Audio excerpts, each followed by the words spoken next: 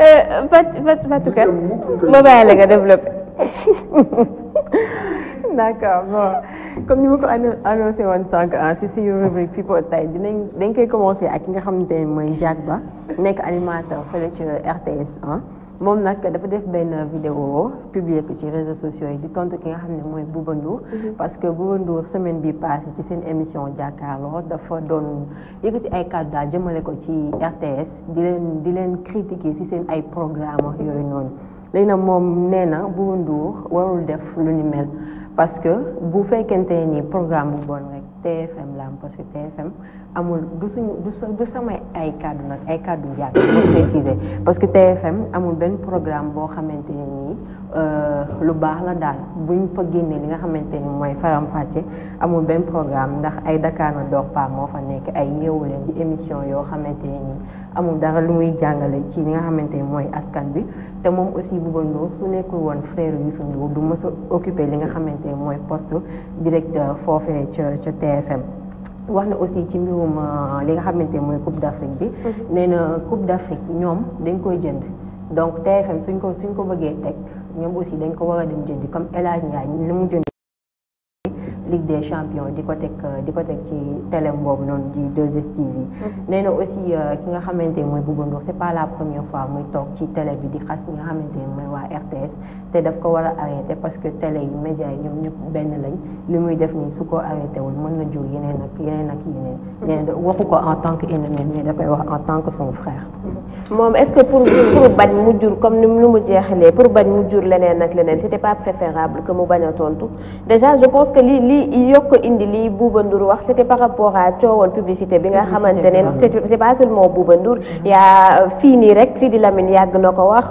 El Hadj Ndiaye wax na ci keneen ak keneen wax na ci ils ont entièrement raison ci li nga xamante ne moom la publicité bi di yàqal télévision privée yi gis nañ que médias yu bari ñu ngi tëj donc peut-être je sais pas il a pas trop compris ou quoi mais en tout cas phrase bi mu jeexalee day bañ mu jur leneen il devait se mënoon na sukkandiku ci loolu pour bañ a wax. xam nga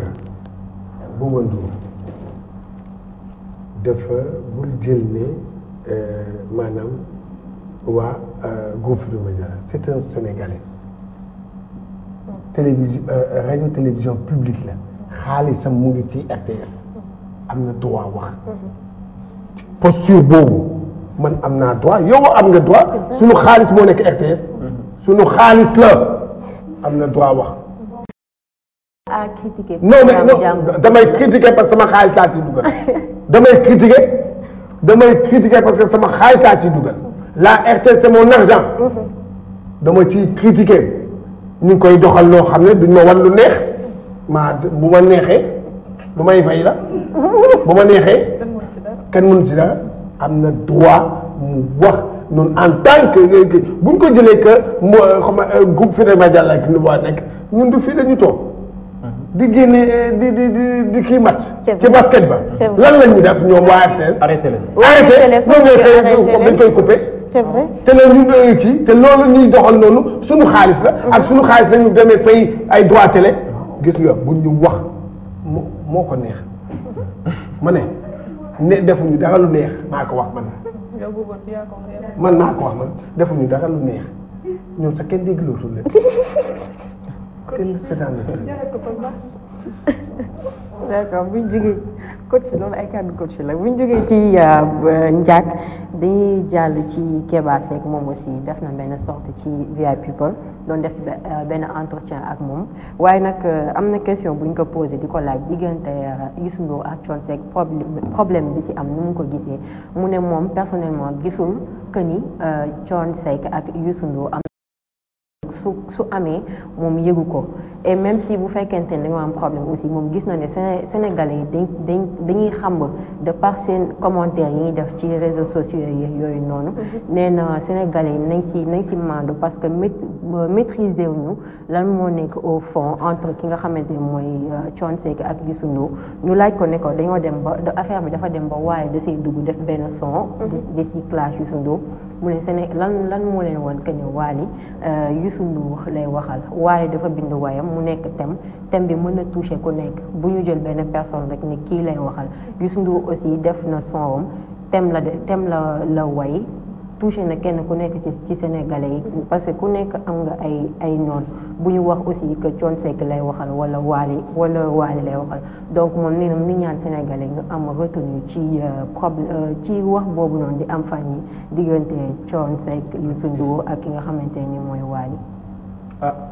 faut le dire en tout cas daal li ci nekk mooy moom it li mu wax nii lu rafet la quoi loo xam ne nii xel mën na ko nangu vraiment en tant que frère kenn ci ñoom te nag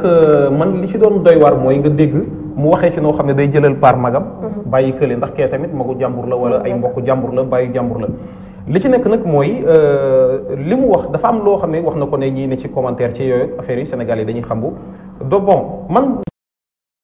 lu ma metti bu nit ñi di wax naan sénégalais wala nga gis ñenn ñi toog di wax naan woy nangamu askan wi ay baatu askan wi ay yu bëri il faut boo ne sénégalais dañuy xambu nekkul dañuy xambu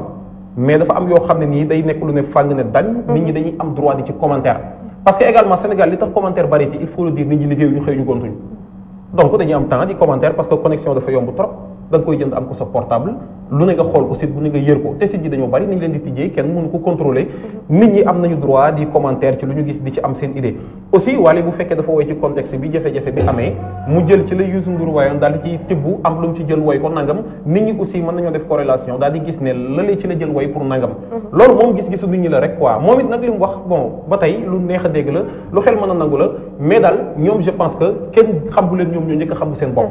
ndax ñaari bëggum jëmm lañu seen problème mënoon nañ koo régler vidé ko régler ko mu jeex bu yàgg mais bu ñu toogee ba à chaque fois jàppal bàyyil ñaari bëggum jëmm yu toll ne ñoom nekk par exemple les fait partie des ténors ou bien des 5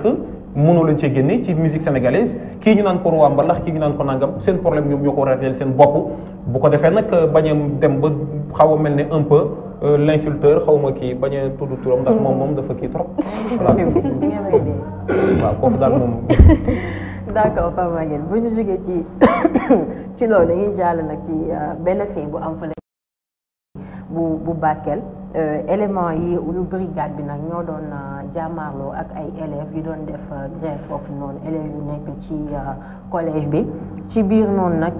gendarmerie yi daal di sànni lacrymogène mu dugg ci benn école boo xamante ni école primaire la mu sonal xale yi ci loolu nag ci la benn dame boo xamante ni moom ab agent ASP la daal di mer parce que moom dafa jëloon position parent d'élève le fait que mu doon gis xale yi ni ñu doon souffrir mu dem ci ki nga xamante ne mooy commandant brigade bi daal di ko mbàcc commandant bi aussi delloo ko mbaj bi ñu daal di ko jàpp moo femme bi malmené ko xam nga ligoté ko def ko ay métti daal ba pare jël ko dóor ko seen oto yóbbu ko ci brigade bi instant bi nag ñoom ñu dëkk ci gox boobu nee nañ buñ ko bàyyiwul dinañ def lu gën a pire parce que femme bi doon défendre li nga xamante ne mooy xale yi. peut-être waru ko woon mbéj mais je sais pas comme place parent d'élève la jël am na xolu yaay peut-être moo ko pousse pour mu def ko dañ ko baal. mais au-delà de loolu sax ñoom ñii nga xam ne c'est que ay gendarme la ñu yooyu quoi mais aussi moomuñu nit ñi ñu nit ñi ça muy ay policiers ay nangam c'est-à-dire xam nga lan la ñu war a bàyyi di jël nit ñi di sànni seen lacrymogène yi fu mu leen neexee ndax nag benn wax sax boo defee ay alsan jigo nga xam ne ñun dañuy toog retraverser Pikine à chaque fois di ñibbi mais dañuy toog ba mu neex leen benn affaire bu ndaw mooy am ñoom au lieu ñu régler problème parce que dañ koy gën a ay lacrymogène di ko sànni et puis muy dugg ci ay kër jàmbur ñu jël ay lacrymogène di ko sànni fii lañ ko sànni ci ay zawiya dàq ji ay nit ba ci zawiya fii la xëye woon Sénégal loolu di lu ñaaw ñoom dañ ko war a bàyyi parce que ci askan bi la ñu bokk c'est vrai que nag ñoom dañ fay nekk pour kii sécurité nit ñi mais sécurité bi c'est-à-dire gi nga saafara bu fekk bu demee ba nar a jur jàngooro dañ ko war a baax saafara warut a jur jàngooro dañoo war a bàyyi lacrymogène bi ñuy jël di ko sànni doomu aadama yi nu mu leen neexee te benn affaire bu ndaw nag mooy xew defe nga ne nga jël lacrymogène mais xam nga école élémentaire bu ñu ko fa sànnee bu fekkee ñoom dañoo jàng nekk ay mugum jëmm nekk ay homme de loi ñu seen spécialisé ci mbirum sécurité waroon nañoo mën a bañ a am xelu jël lacrymogène di ko sànni ci école boo xam ne école élémentaire la ndax da lay wóor foofu classe d'âge bi fa nekk ay xale ndaw ndaw lañu buñ ko defee nag yaakaar naa ndaw soosu la mu def am na ñoo xam ne buñ fa nekkoon nit loolu la ñuy def xëy na dañ koy def ba pare ñu rey leen nag mais dañoo war a respecté ñoom tamit sénégalais yi xam ne seen liggéey nit ñi lañ koy liggéeyal ñun nag nous n'avons rien contre eux parce que ñun ak ñoom ñoo bokk te mënuñoo taqali ko quoi voilà. suñu jógee ci fait boobu aussi dañuy jaar ci ki nga xamante mooy Emmanuel Adebayor moom di ab joueur moom nag dafa def benn sortie benn interview bu yaatu mais nag dafa am benn partie boo xamante daf ci wax que fii nii il y a beaucoup de joueurs africains yoo xamante ñu ngi souffrir ci li nga xamante mooy harcèlement financier suñu commencé jouer dem ba xaw a am tuuti xaalis seen famille yi dañ leen di sonal di leen dis ay problèmes yoo xamante nii dootuñu ko mën a régler moom nee na mës na dund benn cas petit frère am ñëw gis ko benn problème boo xamante nii dafa dem il a fallu que mu dem vider compte am jël ko jox ko frère am bi pour mu régler ko ci loolu après aussi yaayam am problème ñëw wax ko amatul lu mu ko régler parce que vidé na compte am nee na yaay ji gëmu ko mu wax ko sa sœur gëmu ko ba dafa am lu ko metti mu jëloon ay comprimé naroon xaru mais dañ ko remonté li nga xamante ne mooy moral bi ba mujj ko def nee na moom da daan toog nii sax dañuy jël yaayam da koy menacé ak papam pour mu génne xaalis jox leen ko nee nag ñi nga xamante ne ñooy famille footballeur yi nañ leen gën a jàppale te xam ne ñoom yoruñu xaalis boo xamante ni du jeex daal moom Emmanuel Adebayor loolu la wax. domaine coach la loolu. waaw mais xam nga dafa am tamit loo xam ne moo am xam nga nit daal dafa am ay jours yoo xam ne ñoom seen jëmmu bopp dañu wax dafa am deux parties mënumaa comprendre joueur école de football bi ngay commencé grand boobu dinay yoxe ca koñ ba dinay dugal école de football nga dem di chaque fois noonu nga dem boo dee ba tekki mais kooku war nga kaa gëstu mais c'est ça sa yaay ak sa papa ah ak kii nga sa mag wala sa kii mais ñooñu yow bu dee yow yaa di wax a jàppale waaye tamit nit tamit day am xel bañ a abusé parce que am na lu bëri ñoo xam ne xamuñu ko je donne un exemple gis nga boo déggee benn contrat ñu ne voilà tant de millions bul dégg exemple ñu ne 100 millions lañ koy fay rek nga naan yii saa yi am na 100 millions bul def déedéet lim ciy am ci 100 millions yooyu du bàyyi de attention foofu la gars yi di juumee parce que dafa am ay dëkk yoo xam ne da ngay fay am na jours yoo xam ne yu bare dañoo daw parce que fay lan la ñu toppee Cristiano Ronaldo ak ñoom Messi fële Espagne fay ñu lan fisc bi mais attention parce que yow buñ la béyee dara dafa am looy kii fisc bi mais ñoom léegi nag loolu nag deux fois da ngay dégg contrat bi mais liñ ciy am buñ ko kiiyee day am problème noonu la demee mënuloo incriminer kii di laaj mënuloo incriminer tamit kii di bañ parce que ñoom ñaar ñëpp ñu ngi ci benn posture boo xam ne ñoom daal am nañu droit deux fois ne mënuma ko kii tam am na droit laaj loolu rek affaire bi noonu la boo ko xoolee noonu la waaye nag nit ki ci boppam moom mooy xam moom mooy def li mu mën mu wax ne lii laa mën parce que tamit doo gis nag kii rek dégg nga 100 millions lay fayee ko rek ou bien day fay ko par semaine temps nga ne non nga bëgg ko yàgg bëgg ko jox lépp nangam di def loolu boo gisee joueurs yi bu ñu ñëwee fii di làqatu ñu si bari loolu la ah làqatu bi yëpp loolu la dañuy làqatu parce que maanaam pression bi ñu leen di teg pression ñii di leen di nax am naa sëriñ bu la mën a defal nangam jël ñii ne kaay yi man maa defal soutien nangam noonu yooyu yëpp arnaque yéeg yooyu yëpp ñoom ñëpp dañuy sonn xam nga dañuy sonn nekk ci kii yooyu boo gisee la plupart tamit des fois boo andi woo téléphone du ñu jël parce que loolu la ñuy yaakaar dégg demande sociale bi ci joueurs yi dafa métti pression bu rëy la dañ leen di teg mais ñoom tamit des fois nag ñoom ñoo koy teg seen bopp parce que bu ñu ñëwee fii ma jox la exemple yow boo jógee fay rek dem ci benn championnat boo xam ne yaa ngi fay yow xam nga ne li di dawal benn oto loué oto boo xam ne ça coûte xaw ma combien ah man de bu ma la gisee te nga nekkoon koo xam ne daal waaye sa mbokk la dama lay laaj nga nekk ci oto bu neex ma ne ah saa yi jox ma foofu rek kii waaw dem ci di jënd ay kii teg bu teel maa teg lii nangam dem di loué ay appartement yu cher appartement boo xam ne dégg nga ay journée loo xam ne vraiment loolu nga toogoon seen kër ak seen famille di foo di ree di comme ay joueurs yu bari yu koy def je donne un exemple ci Pape Gueye bu Sébi Ponti un joueur boo xam ne moom bu jëlee vacances doo ko dégg mu dem Almadies doo ko dégg mu xam nga nu muy def te koñ ba lay toog ñëpp toog ataay ba day jël anniversaire mu toog jaxasoo ñoom nangam bu paree ba sax moom bu delluwaat loolu boo ko defee doo am problème waaye boo demee ba léegi commencé di dowal ay kii di jaay ay maanaa yooyu gars yi ne la waa maanaa baa ngi fi. alors su ñu jógee ci Emmanuel Adebayor dañuy jàll ci ki nga xamante mooy PDG groupe des médias di Bougane Gueye Dany moom nag joxe na point de vue am ci li nga xamante ne moo xew fële ca Casamance moom daf ko métti lu trop nee na moom mënul comprendre naka la nit mën a tiimee ay adolescents di leen di faat seen bakkan ci anam yi mu te nee na aussi lii nii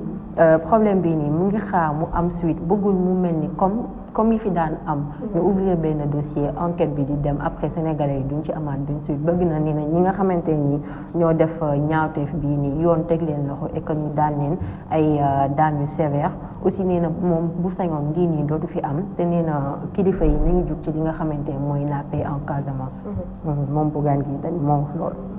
c'est vrai que moom dañu koy dégg tout le temps ci genre yi bu amee mu àddu ci voilà social c'est son truc si c'est vrai alors dañ koy jeexalee ak ki nga xamante mooy Pierre Goudiaby Atepa moom aussi ba tey ci li nga xamante moo xew fële ca Casamance moom nee na yëf yi en réalité dafa am benn mafia bu am foofu noonu ci forêt bu Casamance bi ci mbirum bois bi te nee na bu ko procureur woowee laaj ko te sax nee na loolu lay xaar procureur woo ko laaj ko dina ko limal ay tur ñoo xamante ñoo nekk ci boppu mafia boobu noonu ba tax jéye bii nii am nee na nag bu boobaa sénégalais bu ñu am lu leen bett ndax am na si ñoo xamante nii ay tête la ñu xàmmee bu baax ci réew mi te am na si ñoo xam ne ci Dakar bii nii la ñu dëkk ñu bokk ci mafia boobu noonu moom Pierre Goudiaby Atepa loolu la wax ci Sénégal na fexe rek bu mu waxee buñ ko woo gars yi dàq def annonce buñ leen wooy ñu ne wax comme xam nga mu ngi koy wax waaw te tamit nañ ko woo parce que loolu bu dakkal affaire boobu nañ ko woo moom mu wax complice yi waaye bu mu waxee je pense pas que dina def waxet parce que conférence de presse moom la woote man doo moom dégg li ma la ak cadre xam naa li ma la wax voilà dégg ma ne yow déglu ma am na ñu fi def conférence de presse après dem def kii waxet man coach li ma ci xaw a metti tuuti ci drame bi nga xamante bon tuerie bi nga xamante ne moom moo amoon Casamance mooy le fait que ñu en avançant thèse ou coupe de bois illicite bi dafa mel ni que dañuy jël victime yi bëgg leen def coupable c'est-à-dire le fait que ñu doon dem dagg garab boo xamante ne ci anam bu dëppoowul ak yoon la peut-être moom mooy justifier le fait que ñu faat seen bakkan te loolu warul dañu war a def enquête jël ay daan teg ko ci ndodd ñi nga xamante ne ñoom ñooy coupable yi loolu la ñu war a def. xam nga loolu mooy problème bi gis nga affaire bi dama ne la affaire bu doy waar. affaire la boo xam ne buñ la waxee ni mu demee au juste mais da ngay xam ne que affaire bi dafa compliqué dafa nangam c'est un bois bi teg bois ku ñuy ji bois bi boo gisee pont yu mag yi ñu def yooyu yëpp ci bois bi la c'est un bois bu cher la loolu tax affaire bi dafa compliqué ba nga xam ne lan moo amoon am na si yu bëri yoo xam ne mu ngi am temps yi démb ak tey jii de dafa am ay affaire yoo xam mu ngi feeñ ndànk loolu tax mu ne moom bu mu waxee na jàppale gars yi. mais coach man dama jàpp ni comme bu fekkee ni bakkan rot na ci rek ak affaire bi lu mu compliqué ak bois bi lu mu cher c'est que moom wax na ni am na ñoo xam ne xam na leen te mën na citer seen tour je pense que procureur waruñu woon tëdd guddi te woowuñu ko laaj ko def ci enquête sama xalaat bu gàtt mais comme ni ñu wax rek nañ ci tey donc te buñ ko woowee peut-être dina wax mais li ci ne ba ne ci mooy la man sax waxuma moom li mu wax ak affaire bois leneen mais xam nga Sénégal fii dañuy fi organiser benn genre forum xaw ma sommet naan woy paix et sécurité en Afrique fii lañ ko organiser Sénégal man nag sama yoon ci paix et sécurité dañ ko fi organiser daal am na fi amati fi mais gis nga xam nga lan moo am ba des mooy ñun sécurité la ñu amul suñu réew ba pare ne dañuy sécuriser Afrique mënta ne c'est ça la réalité triste ne dañuy sécuriser Afrique waaw paix et sécurité en Afrique fii la ko